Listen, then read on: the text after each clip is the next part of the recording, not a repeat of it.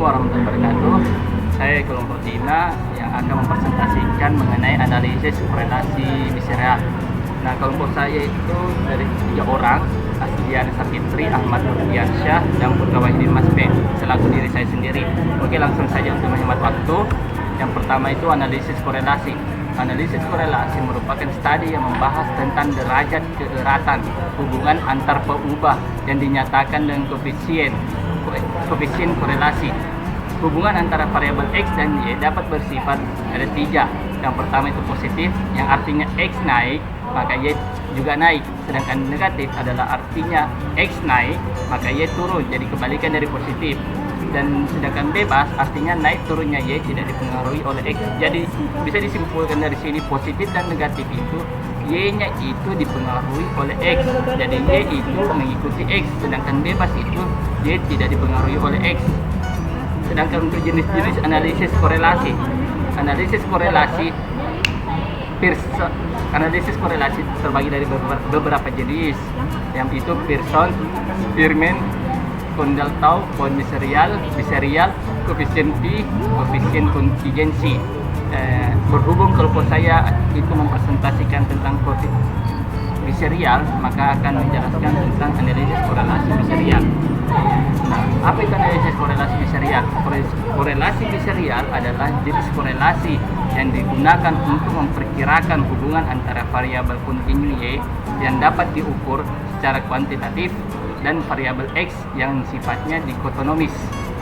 Variabel kontinum adalah variabel yang menunjukkan adanya hubungan atau keterkaitan antara beberapa variabel dan terbagi dari 3 jenis lagi, yaitu variabel ordinal, internal, dan rasio. Sedangkan variabel dikotonomi adalah variabel yang punya 2 kategori seperti laki-laki, perempuan, sakit dan sehat, baik buruk, hidup mati, jadi seperti kayak lawan jenis. Nah, bisa diperhatikan dari bagian berikut, itu variabel dikotonomi terbagi dari 2, yaitu variabel nominal dan variabel kontinum. Yang dimana variabel nominal itu adalah variabel murni, jadi tidak ada antaranya seperti laki-laki, perempuan, hidup mati, jadi tidak ada separuh laki-laki, tidak ada separuh perempuan. Itu yang dinamakan variabel nominal. Sedangkan variabel kontinum adalah variabel buatan. Jadi di situ ada antaranya seperti kayak bahagia, ada setengah bahagia, panjang, pendek, tinggi, dan separuh setengah panjang, bisa setengah pendek. Jadi ada antaranya. Nah, di sini juga variabel kontinum itu terbagi dari 3, yaitu ordinal, interval, dan rasio. Perbedaannya adalah ordinal itu menyatakan urutan, seperti bahagia. Urutannya itu kayak sangat bahagia, cukup bahagia, tidak bahagia, sangat tidak bahagia. Jadi ordinal itu sebagai berikut. Sedangkan interval itu adalah jarak, jadi kayak panjang dan pendek. Jadi jaraknya antara A ke B itu antara 170 sampai 175, jadi ada intervalnya, ada jaraknya. Sedangkan untuk rasio itu banyak sedikit, jadi langsung saja kayak tinggi badan itu 175, jadi rasio itu begitu. Oke, langsung saja sekarang formula korelasi biserial. Seperti bisa dilihat di sini, rumusnya formulanya itu MP kurang MQ per ST kali PQ per Y, yang dimana R itu koefisien korelasi biserial, sedangkan M itu min dan P itu kategori 1. Jadi MP adalah min kelompok kategori 1, untuk MQ itu min kelompok kategori 2, ST itu standar deviasi gabungan data kelompok 1 dan 2, jadi ST itu gabungan. Sedangkan untuk P itu seperti yang saya jelaskan tadi, kategori 1 proporsi kelompok kategori 1 dari seluruh data gabungan, dan Q adalah proporsi kelompok kategori 2 dari seluruh data gabungan. Sedangkan untuk Y itu tinggi ordinat dari kurva normal P dan Q.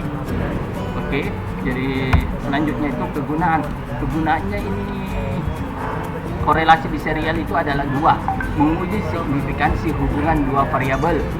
Yang kedua itu mengetahui kuat lemahnya hubungan. Sedangkan persyaratannya adalah, jadi syarat diujinya korelasi biserial itu ada 3. Datanya itu harus berskala interval, Yang kedua itu salah satu variabel datanya diubah dalam bentuk dua kategori nominal. Yang ketiga itu signifikansi dapat menggunakan tabel R, moment, product, person. Jadi untuk penerapan dan sebagainya, contoh-contoh soalnya, pengerjaan SPSS-nya akan dijelaskan oleh saudara kelompok saya atau saudari. Untuk saat ini sampai sini kurang terlalu. Ya, baik, saya akan melanjutkan ke penerapan analisis korelasi biserial. Jadi di sini sudah ada data dalam bentuk tabel. Data ini diperoleh dari hasil pengukuran tinggi badan dan berat badan 14 siswa di suatu kelas. Nah, di sini sudah ada kolom untuk korespondennya sebanyak 14 koresponden dan kolom untuk tinggi badan dan kolom untuk berat badan. Nah, data ini merupakan data interval. Ya, sebagaimana diketahui bahwa data interval itu adalah data yang diperoleh dari hasil pengukuran. Ya, di sini akan diselidiki bahwa apakah ada hubungan positif antara tinggi badan siswa dengan berat badan siswa. Jadi untuk penyelesaiannya kita menggunakan atau kita merumuskan hipotesisnya. Jadi untuk yang pertama H1, jika R hitungnya lebih dari R tabel, maka dapat diasumsikan bahwa ada hubungan positif antara tinggi badan dengan berat badan, atau dengan kata lain H1 diterima, H0 ditolak. Lanjut untuk H0, jika R hitungnya kurang atau sama dengan R tabel, maka dapat diasumsikan bahwa tidak ada hubungan antara tinggi badan dengan berat badan. Atau dengan kata lain H0 diterima, H1 ditolak. Kemudian untuk level signifikansinya kita menggunakan 0,05. Ya, di sini sudah ada disajikan hasil hitung statistiknya. Ya, di sini sudah ada pembagian kategori untuk tinggi badan. Sebelumnya dijelaskan oleh rekan saya bahwa khusus untuk korelasi biserial, salah satu variabelnya dikategorikan. Nah, di sini kita sudah mengkategorikan untuk tinggi badan, yaitu kategori pendek dengan tinggi. Nah, pengkategorian ini didapatkan dari hasil menghitung rata-rata tinggi badan. Nah, dari hasil rata-rata tinggi badan didapatkan bahwa tinggi badan 154 sampai 163 dikategorikan pendek dan 164 sampai 175 dikategorikan tinggi. Ya, di sini juga sudah ada untuk variabel berat badan. Lanjut ke pengkategoriannya, sudah dikategorikan tinggi dengan pendek. Nah, ya, khusus untuk berat badan yang kategori tinggi badannya pendek ya ditempatkan di kolom kategori pendek. Ya, begitupun berikutnya. Nah, langsung ke penyelesaiannya. Di sini sudah ada jumlah, sudah ada minnya, disajikan semua, standar deviasi dan proporsi. Nanti untuk hasil pengujian ini akan dijelaskan oleh rekan saya selanjutnya. Lanjut, untuk mencari nilai Y bisa dilihat pada tabel ordinat kurva normal. Dari tabel kita mendapatkan bahwa nilai Y sama dengan 0,39442. Nah, jika sudah ada semua nilainya, maka dapat disubstitusikan dengan menggunakan rumus. Dari hasil perhitungan maka didapat R hitungnya atau koefisien korelasi biserialnya sebanyak 1,04 atau dikategorikan hubungan sempurna. Ya, untuk nilai tabelnya dapat dilihat dari R tabel dengan melihat nilai DF-nya sebanyak 12, kemudian untuk signifikansinya sebanyak 0,05. Ya, dari menggunakan R tabel kita mendapatkan nilainya 0,458.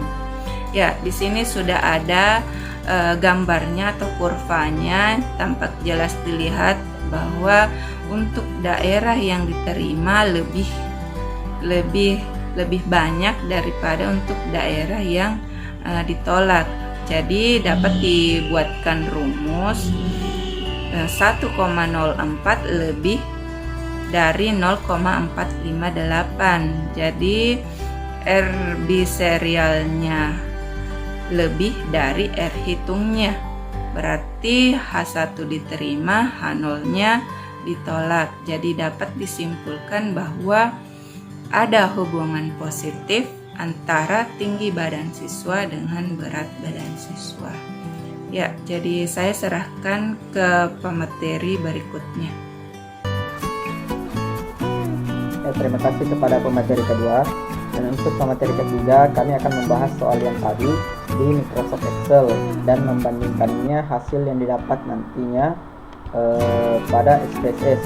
Nah, di sini kita ketahui bahwa rumus korelasi biserial itu adalah NP dikurang NP dikali P dikali Q dibagi standar deviasi dikali dengan Y. Nah, untuk rumus NP tersendiri itu rata-rata dari kategori pertama atau average dari tinggi badan kategori pertama. Nah, didapat rata-ratanya 74,39. Kemudian yang kedua NP itu rata-rata untuk kategori yang kedua. Nah, sama saja rumusnya average untuk yang pendek. Nah, dapat 59,43. Selanjutnya untuk standar deviasi, itu standar deviasi total.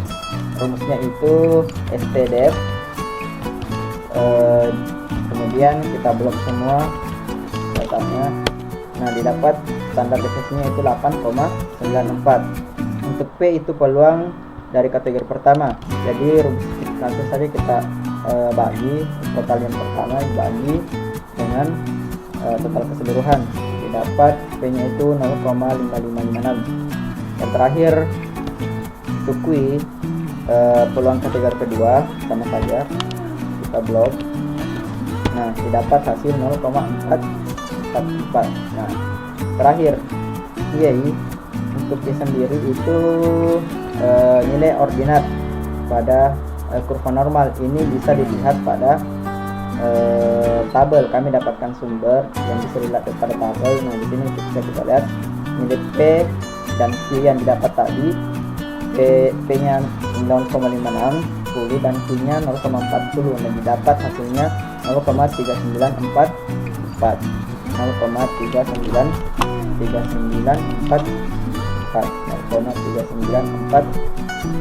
ya, 9442. Oke. Nah, setelah semuanya didapat, kita sudah bisa mencari hasil dari korelasi besarnya. Nah, rumusnya itu NP dalam kurung dulu ya, NP dikurang NP itu dikali dengan P dikali Q dibagi dalam kurung standar deviasi dikali dengan Y. Nah, dapat hasil korelasi biserialnya itu 1,04. Nah, artinya apa? Dia termasuk dalam korelasi sempurna karena besarnya lebih besar, karena dia lebih besar dari 0,80. Kemudian yang kedua, syaratnya bahwa dia dikatakan signifikan atau memiliki hubungan bahwa R biserialnya harus lebih besar daripada R tabel. Nah, sementara untuk R tabel kita ketahui sendiri tadi bahwa DF itu sama dengan N kurang 2, jadi didapat N-nya 12 dan dengan tingkat tingkat alfa itu sebesar 5%. Nah, hasil ini bisa dilihat juga di tabel. Di sini saya sudah tandai DF-nya 12 dan tingkat signifikasinya itu 5%, didapat 0,458. Nah, di sini 0,458. Nah, jadi kesimpulannya apa?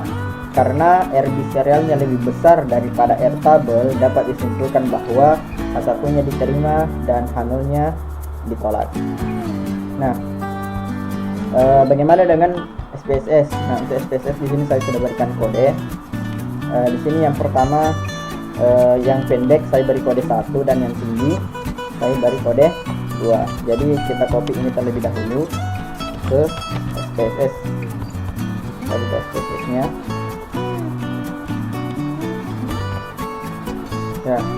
kita copy data yang pertama tadi yang sudah diberi kode,